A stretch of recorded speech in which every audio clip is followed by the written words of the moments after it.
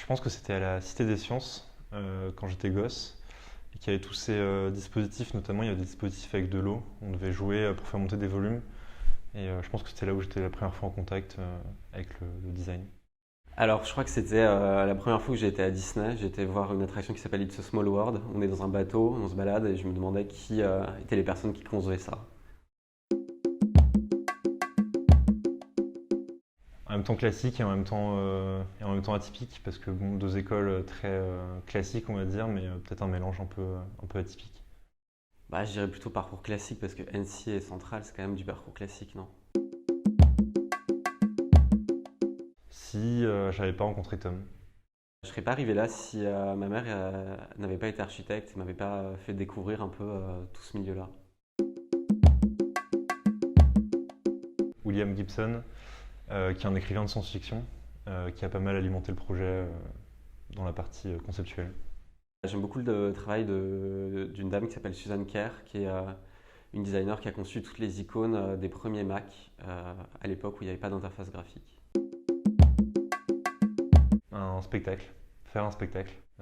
Après avec qui je sais pas, mais en tout cas organiser un spectacle, enfin un spectacle avec lequel les gens puissent rentrer dedans sans forcément qu'il y ait de scène. Un spectacle qu'on vit, plus une expérience.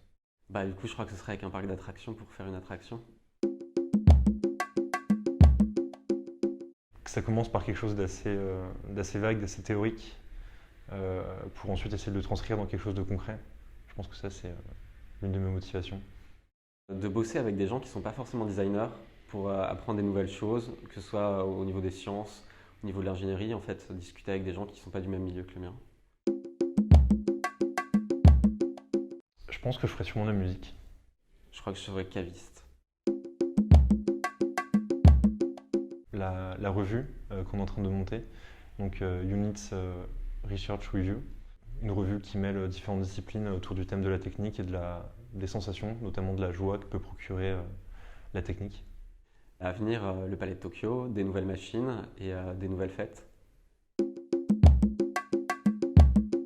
Un compte qui s'appelle Décor Hardcore, qui en fait met en avant des espaces qui sont très poussés dans leur dessin. Donc il y a parfois des choses qui peuvent paraître très repoussantes et d'autres aussi qui sont très attirantes. Enfin, c'est un peu le fait que ça soit un peu ironique et il joue là-dessus, du coup c'est assez intéressant.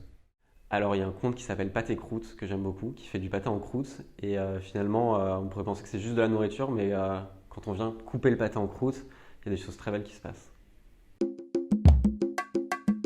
Contemporain et puis assez global et libre parce qu'on a eu la chance de faire plus qu'une expo et faire des expériences, inviter des DJ. Eh ben, je dirais familial, puisque finalement, on a rencontré plein de publics différents.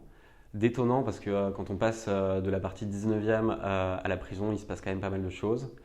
Et assez excitant, je trouve.